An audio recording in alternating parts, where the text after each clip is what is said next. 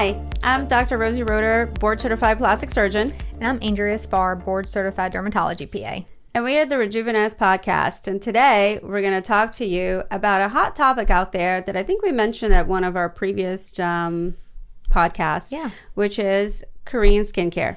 And apparently it's like the rage on TikTok right now too, because everybody's like, I've got this product, and then they're selling it.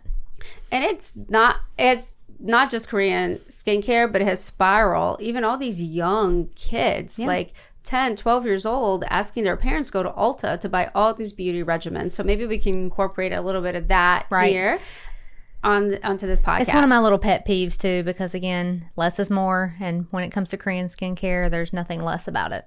Really? Yes. Most of their things that they recommend is at least a 7 to 10 step routine. And it's outrageous. Well, I can barely do my 3 in the morning. So maybe that's why I don't know a lot about it. Right. So I'm looking to get educated by Andrea today, as well as you guys will get a lot of information from her. I mean, some of the stuff's fabulous, and I think we talked about on the previous podcast. I'm okay. I really like their sunscreens. Their sunscreens, again, have better ingredients. They're formulated differently, and we talked about the U.S. being behind on that. They haven't had a new patent since the early 90s, so Korean sun care is fabulous. When it comes to skincare products, a lot of their stuff that come packaged now aren't in English, and when patients come in, they're like, is this good for me to be using on my face? I can't tell you because I don't know the ingredients in it. And there's hidden ingredients that can just flare anything on anybody. And so I always try and say, let's look at it. Let's Google it together. We'll see what works well. Niacinamide is in a lot of Korean skincare, and I absolutely love it. Okay. So you said that there's like 7 to 10 steps to this thing. And I printed them out on ChatGPT, so I didn't get them wrong because it's so complicated. Oh my goodness. So I want to start with that, if that's okay with you. Yeah, let's hit it. Going through like the 10 steps that they think you need to do. So first step, they talk about doing an oil cleanser, okay? Your oil cleansers, some people use it just at night to get most of their makeup off. So it's supposed to melt away the makeup basically, but you never just do an oil cleanser routine. You always have to follow it by with a regular cleansing routine, okay? So that's 1 and 2. 3, exfoliating. People should not be exfoliating every single day. That will put micro cuts in your skin, which allows bacteria to get in, and especially if you're acne prone, that's going to cause more little places that acne bacteria can climb in. So if you do exfoliate, I would say only 2 to 3 times a week. So again, this is their nightly 10-step routine, and I don't fully agree with it. All right. Next, we're going to do toners. Toners are not for everyone, okay? If you want to use a toner, it's supposed to reset the pH balance of your face. Fine, fabulous, but for some people it can be very, very drying, especially if you have sensitive skin. Next, they were talking about essences. Essences are kind of like sprays that you can use on the face that help rehydrate, but they're supposed to help absorb the medications and the serums that you put on after that. Okay, so what's in those? I have no idea.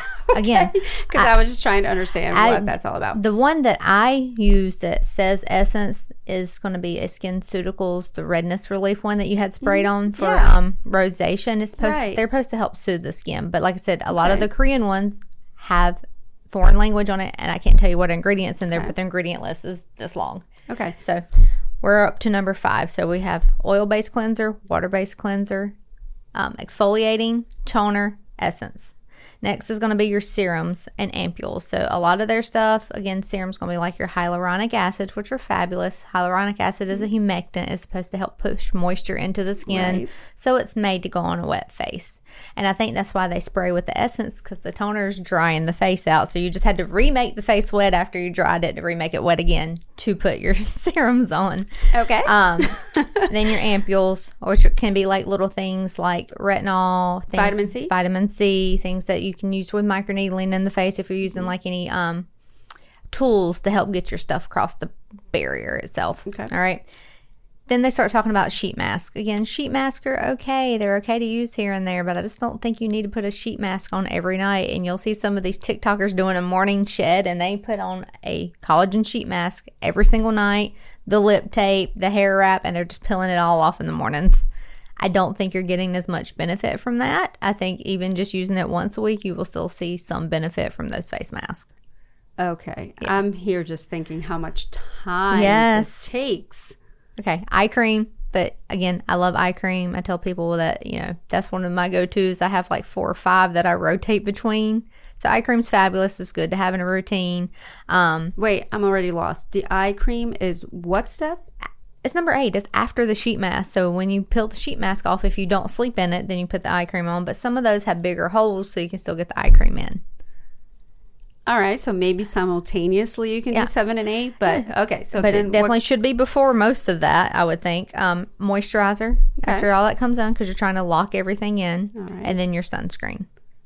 Okay. So these little tweens that are 9 to 13 that are begging you to take them to Sephora and Ulta to buy every single thing on this list to do a 10-step Korean routine because it was something cool they saw, are just tearing up their skin barriers. Kids that age literally need a wash, a moisturizer, and a sunscreen. Very simple. I usually recommend the brand Ever Eden for my tweens and teens.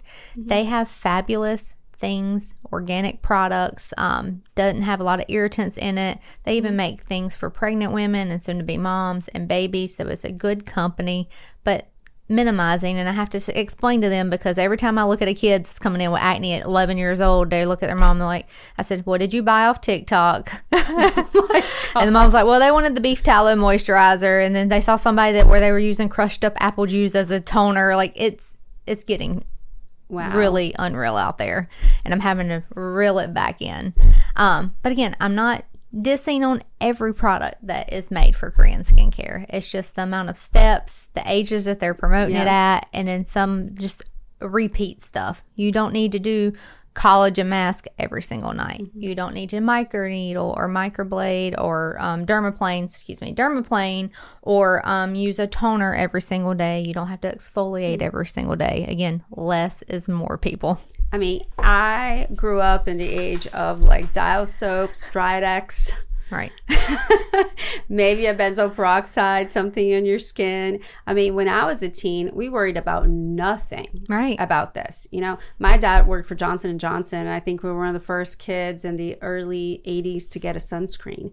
But that was it. Like, we didn't even think about sunscreen on a daily basis. I love the fact that there's awareness and that people understand their skin and they want to do good things for themselves.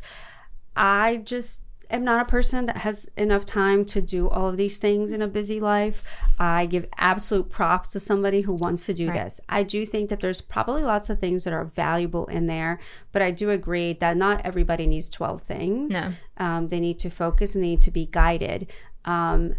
I will tell you that I am 48, so TikTok is not where I go to get my information. It's so new, and it's amazing when my teenage boys will tell me about it. Social media has become everything for these kids. And growing up in my age, too, because I'm 36, I didn't enter into a world of just electronics and computers and the web and all that stuff. Like, we still played outside, and 13-year-olds now do not look like 13-year-olds back then. Right. They've got all their makeup and their highlighter and their bronzer, and I had a Winnie the Pooh t-shirt sitting in the middle of a picture. Makeup is what, like step 15 right here? I mean, that's definitely at the bottom. 10 steps can be very overwhelming. Very, very overwhelming, I guess. I mean, I don't use makeup on a regular basis anyway, mostly because I'm too lazy to take it off. I guess I'm too lazy for step 1, so I'm not even sure how I'd get into step 13. Because if you do step 1, you have to add step 2, so you have to do a second wash. Right. And like I said, for most, even like my teenage boys, I'm like, just wash your face in the shower, because when you get out, you're like, I'm not going to the sink to wash my face. Just wash it in the shower for me. And I guess if you want to know what we do, that we did an episode where we talked about the skincare that we actually use. Right. And I tend to do 2 or 3 things. And I'm not super consistent with it, so I feel like I'm my worst enemy. Patients ask me what I do, and I tell them simply and as to what I do. But I think it's very curious. And one of the things about globalization and access to information is that we're trying to seek the best that exists in the world. Mm-hmm.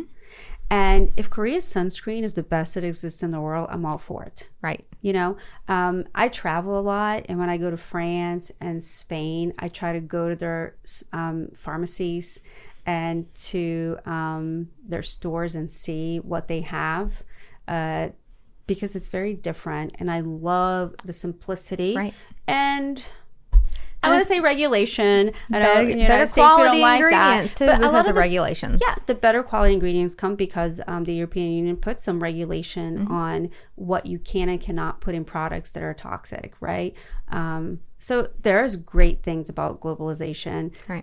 You got to keep your eye out of there. So are there any great things besides the sunscreen or any of these steps that you think are reasonable that people should be taking? Reasonable SPF every single day. I mean, that's got to be your commitment, because if you're going to do all this product to make your skin better and fix your skin barrier, the sun's just going to tear it right back down. The pollution's in the air is just going to tear it back down. So you need to be wearing your SPF.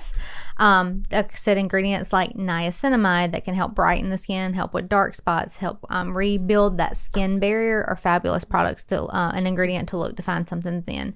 There's other things on the market like snail mucin that people are liking right now. But if you were acne prone, some of those products are thick. It's going to clog your pores. It's going to make more acne happen, even though they're guaranteeing to produce collagen and hydrate the skin and also help fix the barrier. Every product, just because it's good, does not mean it's good for you. Right, because we could probably do a whole segment just describing skin types. Right. From a Fitzpatrick 1 to 5 and all the other things in between, not just the skin tone, but then oily skin, dry skin, combination skin. Everything changes. And it's a trial and error, because what works for my skin does not work for your skin. What worked for my skin 15 years ago does not work for children now for their acne. Again, pollutants in the air, things have changed. Blue light on the screen can break somebody's face out if you're sitting in front of a computer all day. Like those little things that are so big now, we didn't have a lot of that when we were younger. So that's why things aren't working as well. Like the old people are like, oh yeah, just put Vaseline on everything. Vaseline fixes everything. It only helps to a certain extent. It doesn't fix everything anymore. You still have to add other things in. And like I said in the last episode and first episode, it's all about the maintenance. Yes. Well, and when you talk about globalization and you talk about access to information and getting what's best in the world, the other thing you have to think about as well, and you know, I was born in Brazil, so I come from a different country, a different culture, and I do travel to a lot of places and have lived in Europe. I'll tell you that the downside of that is that there are cultural differences in what people are looking for culturally in the outcomes of their skin. And there are different things that you're exposed to in different areas of the world. The sun hits differently. Yes. In the southern hemisphere. Yeah, hotter in the equator than they do in the upper. Then there's pollution ratios. I mean, I grew up in Latin America in a time where we didn't have a lot of regulation with the pollutants that go in the air. That makes a difference to the exposure of your skin. Knowledge about smoking. In some places it was really fancy. Like when I moved to Europe in the early 2000s, everybody still smoked at restaurants and bars. That not only harms the skin of the smoker, but the skin of the person next to them. So there are different environmental and exposure things, and there's also different things that people are looking for. So when you go somewhere else to buy your skincare or have plastic surgery, let's say abroad, you might be getting a different aesthetic than what fits where you live. Right. Next will be an ingredient called Cica, Centella acetica. So it's basically silicone. Yeah, basically. Let's just talk about it. Let's just say what it is. But silica is basically a byproduct. And it's in Cicaplast. It's the La Roche-Posay. But again, some of those can help soothe the skin. Some of the root-based mineral flower products that actually get crunched down and put into things accept better on some skins than others. Another one's propolis, and I'm going to use this to kind of lead into a little other talk. Propolis is a part of beeswax. A lot of people don't know that. Just like when people look for sugars and they see aspartame and they don't know if that's part of other things, or sucrose. The thing with that is it generally can cause eyelid dermatitis or flares of dermatitis on sensitive skin. It can flare rosacea. It can flare acne. Those types of products, if you don't know, I'm allergic to beeswax, but I'm going to use this ingredient. And I don't know why, because this is breaking me out, but it doesn't say beeswax. Propolis is a part of that. So some people come in with their eyelids on fire and they don't know why. And I'm like, you just gave yourself eyelid dermatitis. Knowingly. So when somebody comes in with, and they do come to me sometimes for something else and they bring this up, they bring their eyelid dermatitis or their perioral dermatitis, the first thing I ask them is, what are you putting on your skin? And I have people that reach out to me that, use other products, use prescription products, but they're telling everybody they're using bee pollen and beef tallow, and that's what's fixing their skin because they're selling it. So they're marketing that product when medicated products or other products are actually fixing it. But eyelid dermatitis is a beast because it's hard to get back under control. Especially if you don't know what caused it. People touch their face 300 times a day unknowingly, and everybody can fight with me and say, I never touch my face. Well, do you monitor yourself in your sleep? Do you watch playback by playback? You're probably touching your face. Well, most of this is unconscious behavior that we have. Right. We are constantly doing ththings, have our own little tics that we don't even know about. And you could have touched a door that somebody cleaned with some specific product, and you did this as soon as you walked in and wiped your eyelid. And it takes one break in that skin barrier to cause a flare, and it's out of control, and it's going to take weeks to over a few months to get it back under control. I mean, I'm Latin and Italian, so I know that I'm constantly moving my hands like I am right now, right? Yeah. So the same thing is what we do with our face. Yeah. The way we wash our hands, the way we wash our face, like all of that becomes ingrained and so subconscious that you might not even know. But even fumes of things like acetone or nail polishes, even if you're not touching your face with nail polish, can flare something up on your skin. Acrylic nails, polishes, dips, touching your face can flare it up. Mascara. People that have nickel allergy do not think when they're using an eyelash curler that eyelash curler is metal and it probably has nickel in it and it's flaring them up. So at that point, I'm trying to take everybody back down to the bare basics. We just use a gentle cleanser, a gentle moisturizer, and your sunscreen. And I make you do that for a good month, okay? Because it's going to take weeks. And if I get it calmed down a little bit, you're going to rebound because you're going to go back and add in the 10-step routine that you've built yourself, and we still don't know what the problem is. Yeah. I mean, and honestly, even in our medical grade products, at times people will have reactions to it, and they know that they started that one step. Yeah. And so one thing I caution people is don't start too many things at once because you won't know what's causing your problem or your allergy. Well, they'll say, well, I really love these products. I spent $300 on them. Okay, save them. Hold on to them. Let me get your skin back under control. We can always add one thing back in at a time. And then if that one thing breaks you out, you can't use it. We'll clear it back up, add something else back in. But I do not let my people go back straight to a 10-step routine. Even after a month of being clear, we add things back in. If they really want to get down and dirty, I'll send them for allergy testing because propolis pops up on a lot of things that get sent back to me. Because, again, people don't understand that beeswax has different names. A lot of ingredients have different names. But everybody loves their products and they don't want to give it up. Oh, especially if you spend so much money on it. And they just want to come in and get a a prednisone shot or hydrocortisone 2.5% to calm it down at the time. And then they're back in 4 weeks with a flare again. And I just took a deep breath and I sighed here because I'm very stingy with Medro packs and prednisone. And I mean, more so, I think, than dermatologists because a lot of the conditions they have to treat allergy-wise do require those potent steroids. And I come from the surgery world where steroids, impede healing, and it's like a less resort for me. I rather start you on a topical than an oral for mild things. Of course, it's like people going to primary care asking for a antibiotic pack for a viral infection. Yes. Okay. It's again, but it's going to help a little bit with your dermatitis, and people like how fast it helps it, and they don't want to put the effort in of switching up to skincare. They just want to come in every week and get a steroid shot, and that's just not how it works. Yeah, no, and I'm glad that you mentioned allergy testing because I think it's important if you're reacting to something to maybe use an allergist and try to get the bottom of it.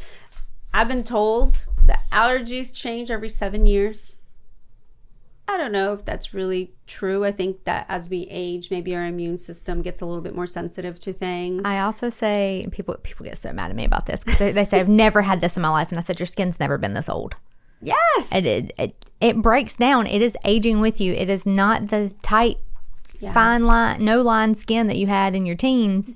You're getting fine lines. You're getting wrinkles. And in the midst of that is dry, cracked skin. And it just takes one little thing. But your skin's never been this old. This thing people hate that I say. I know. I get this as well. And people are like, well, I've always been a good healer. And I said, well, have you always been 80? Yes.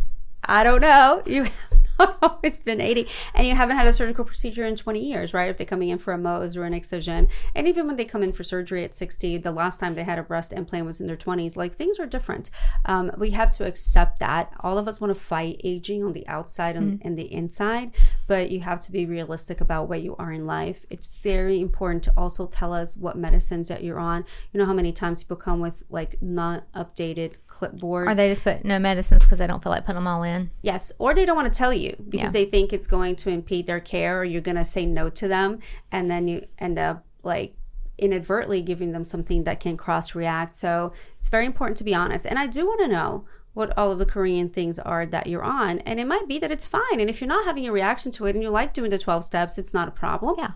And that's okay, because I mean, people are going to be fine. Like, some people are resistant to anything. They're never going to have a problem if they're willing to invest the money and the time. And then it's great. Like I said, they're actually very involved, and they may be really compliant with the other things that we will ask them to do for like their surgical treatment, or, you know, whatever dermatological treatment you're going to prescribe them that shows compliance. And I'm okay with that. Right. It just isn't, it's amazing to me, the marketing that goes behind it, because I don't think we've ever talked about like French skincare, right? You know, New Zealand skincare. Well, like, Typology is the French one that I like that people come out with, and they have like the tinted serums and stuff too. But again, I can read the ingredients and a lot of that, and a lot of it's good ingredients like the niacinamide and your SPF and your hyaluronic acids. One thing I want to talk about adding in for people who have like sensitive skin, eczema, rosacea, eyelid dermatitis, even ocular rosacea, this works well for, is a hypochlorous acid spray. So hypochlorous acid, basically your body makes it in your white blood cells, and it basically is a knockoff of killing all the inflammation, taking back, fighting bacteria, fighting viruses, fighting funguses, and it goes in and it stops the cell wall from continuing to form, and it basically just kills it. So when you're spraying it on the skin, it's fighting the bacteria in the sweat, it's fighting the yeast on the skin, all that good stuff. So I always recommend even adding that into your routine, especially if you're playing sports, you're going to be at the beach, you can't wash your face as much. People use it on body acne, back acne. There's different brands. It is a very soothing, we can call it essence or spray, that you can use. The one we sell at work is by a brand called Hydrinity. The actual container itself is triple layer walls, so it's shelf stable for 3 years. It's got like 720 sprays in it. Okay. And it's really affordable. And I'm like, I love that stuff. I do too. I took it to Asheville with me and was spraying when I was sweating. But this can help soothe the skin due to the inflammatory properties that's in hypochlorous acid. It's actually FDA approved for wound care. And then they saw how it was doing on other places on the skin. They started making it in products and for like skincare to spray. It's also an irrigant for the pocket of a breast augmentation. Yes. Yeah. So it's a good, well-rounded product like Retin-A. You know, like I'm like, what, Retin-A is your best well-rounded anti-aging product. This is going to be your best sensitive skin product. They make over-the-counter version. So Tower 28 is one that I like. I bought this last year just to take on vacation with me. The thing about the over-the-counter ones, because air can actually get back into it after you spray, they're only good for about 30 days. Like I said, this one's good, shelf stable for 3 years, just the way it's insulated. But I tell my people, just buy the travel size one, replace it every month, take it to practice with you, take it to soccer camp, take it on your vacation, keep it in the cooler if you want. So it's cool going on. Something cool going on the skin's way more soothing. But I actually have a patient that has rosacea, and they've got to where they only use this daily. They don't use any of the other products or any medications. Well, I started using it, and I felt a big difference from the days that I use it and I don't, in terms of my rosacea too, because I have a little mild rosacea that you can see more when I work out, or you know, if I blush a little bit, it comes out a bit more. But I really love it. I really thought it was kind of like dumb and stupid at first. Well, so now is everybody spraying this? But you can spray it on top of makeup. You can spray it on top of your SPF. It is a good, basically antimicrobial. And it's well-rounded, and it's, again, it treats many different sensitive skin things. And if you just don't have time to even wash your face after practice because you're so tired and you want to go home and go to bed, I tell my athletes, go ahead, spray a couple sprays on this before you climb in the bed at least. Thanks. Yeah, at the very least. At the very least. Yeah. Other brands, Target just started carrying Prequel. That's another brand that I like. I love their products. They're very basic products. They don't have all the extra ingredients in it as well.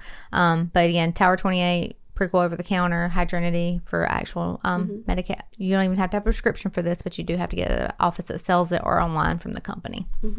Oh, cool.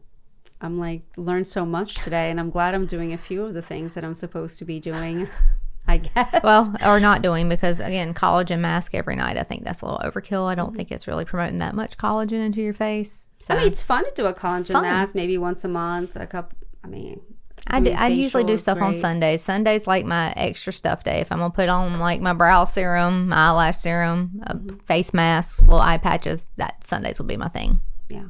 Well, I'm hoping that everybody got a little bit of education on that. And I do, from the surgical standpoint, have to just put a plug in here as we're talking about foreign things, to be careful as to where you go, especially abroad for surgery. Yeah. And if you are planning on doing that, just do a lot of research. Ask that clinic if there's anybody local that you can speak to. If language is a barrier, then remember it's a barrier. Side story, one of my best friends in high school, her mom went to Mexico to have her Roux-en-Y done, and what, if people don't know what that is kind of where they shrink your stomach and stuff so you can lose weight. It's a bariatric surgery for weight loss. She bypass. She about died. And they did not want to see her again after she about died. They just shipped her home. So she had to come here for care. So you know what's really unfortunate is that there are some companies in the United States that the insurance that they carry for their employees will promote going abroad for procedures like this. I didn't even know and that. And a Roux-en-Y gastric bypass is a very delicate and technical procedure. It does two different things for weight loss, and of course, completely different sidetrack. But here's my board certified general surgeon speaking. It's not something that you do surgery and then you leave, because continuity of care is important after any surgical procedure that you have, right? So something like that is very delicate, and you don't want to have a complication when you come back into the United States and not have to find somebody that helps you manage that complication, or get whoever's on call for the ER. Because there are providers that won't see work from somebody else. Yeah. I mean, I try to be reasonable about it, but, we have people calling the office all the time. Hey, I went to Texas. Hey, I went, and I'm talking like even in the United States, going to another state. I went abroad and now I'm having this problem. Can they see you? And I'm like, well, I can see you. But then they get offended if we charge them to see them. Right. And I said, well, I didn't provide you with your first operation, in which case you would be under what we call a global period, right? Where we would treat all of your postoperative complications based on what you paid me for the first operation. I'm here rendering you care for a complication that somebody else provided, and you do not want to pay me for that? Right. Or they want you to take their drains out that they've had in for 4 weeks because they told them just to go home and have somebody take their drains out. Right. Go to your primary care doctor, go to the ER and get your drain out. So think about anything that you do that's tied to a foreign or an outside provider or skincare that you may not know as much about it as you think you do. You might be following the marketing, you might be following the trend or the influencer, and they might not even know exactly what they've been asked or been paid to put on their face to promote to you on these platforms. If you have questions, bring it to somebody that you might know or trust. And hopefully there's a translation of what the ingredients are that we might be even able to trace down, right? And if you're going to go to another state and if you're going to go to another country, understand what the post-op care and follow-up that you're going to need to have. Right. And even though you don't want to be the person, and you're never going to think you're the person that has a complication, if you do, you might be left without not a lot of options of people that will want to take care of you. I have taken care of so many people that have gone abroad for surgeries, and I try not to box them out of my practice and try to be empathetic that they're going through something that really sucks. So we want to be able to take care of them. But if you bring me an op report in French or in Korean or, in some foreign language, I might not even know what it is that they did to them. I speak Spanish fluently and I can read a Mexican or a Dominican report to at least gauge. But I've seen some of those where it's so vague. Like the patient came into the operating room. They went got to sleep anesthesia, and they woke up and went home. I did a tummy tuck and then they woke up. And I'm like, what kind of tummy tuck? Like, did they have drains? What was the suture? blood loss? Like, what sutures? I've had people are allergic to stitches. I have people get really wacky infections that don't happen in the United States. Especially for like butt implants and stuff that people kind of go get done other places because and you don't even know what it's grafting. made of. Right. And fat grafting, I actually had a cluster of 4 patients that went to the same clinic in the Dominican Republic at the same time. And I'm still reconstructing them ears and ears on out for a very unusual bacteria. And it was all like a water contaminant. It really had to do with the way the equipment were sterilized, or let's say poorly sterilized. And it really is psychologically damaging, physically deforming.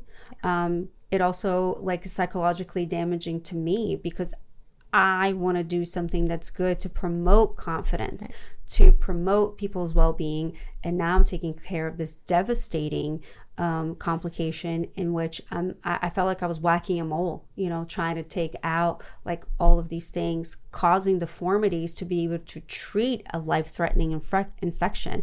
It's not where I want to be. And trying to wash it out with an antimicrobial like hypochlorous acid spray to try and kill anything else that's trying to grow. Right. I mean, it's just really it's heart-wrenching for me to be in that position, and I empathize a lot with them, which is why I would go after work to go take care of them in the hospital 3 days a week and 1 day on the weekend, because they deserve better than what they got.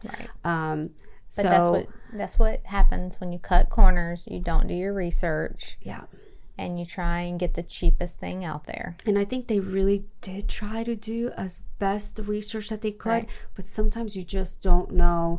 And it could be like a 1 in a million thing, and we only get to see the bad part, right? I always say that there's a bias. Like, I don't see all the surgeries that went on somewhere else that went well. I get to see the bad ones. But again, if it happens to you, it's 100%. It's 100% happening to you. That's exactly what I was about to say. And, I'm not infallible either. Like, my patients have complications, I've had patients that have bled after surgery, had infections, have had seromas, have had wound healing complications, but they're here. And they tend to be not life-threatening or devastating injuries. And we promptly take care of them. And catch it sooner. Catch it early, like mediated, take care of you, make sure that you have the best post-operative care.